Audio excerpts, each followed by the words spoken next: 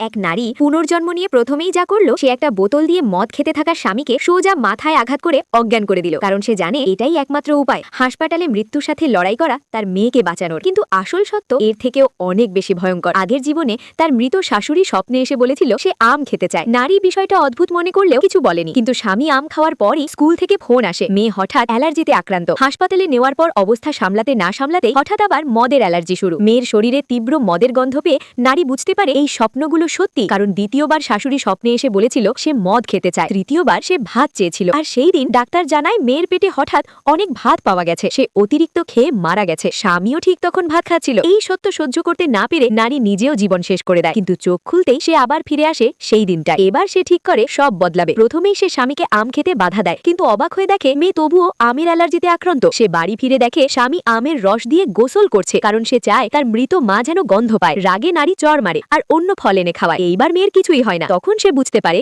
সমস্যা ফল না, সমস্যা সেই স্বপ্ন। সে স্বামীকে ঘরে বন্দি করে রাখে, তবুও মেয়ের আবার মদের অ্যালার্জি হয়। বাড়ি ফিরে দেখে স্বামী আর কাজের লোক মদ খাচ্ছে। স্বামী কিছুতেই বিশ্বাস করে না। শেষে নারী বাধ্য হয়ে আবার বোতল দিয়ে স্বামীকে অজ্ঞান করে। এবার মেয়ে বেঁচে যায়। কিন্তু এখানেই শেষ না। ডাক্তার বান্ধবী সবকিছু দেখছিল, আর তার মুখে ছিল এক অদ্ভুত হাসি। হঠাৎ মেয়ের আবার সমস্যা শুরু হয়। নারী তখন বুঝতে পারে সবকিছু একইভাবে ঘটছে। সে বান্ধবীর ফেলে যাওয়া রিপোর্ট তুলে দেখে, আর সেটাই তাকে জানিয়ে দেয় পুরো সত্য। এটা কোনো স্বপ্ন না, এটা একটা ভয়ঙ্কর ষড়যন্ত্র। নারী ধীরে বলে, যেহেতু তোমরা খেলা শুরু করেছো, আমি শেষ পর্যন্ত খেলবো। কিন্তু আসল অপরাধী কে? বান্ধবী নাকি আরো কেউ?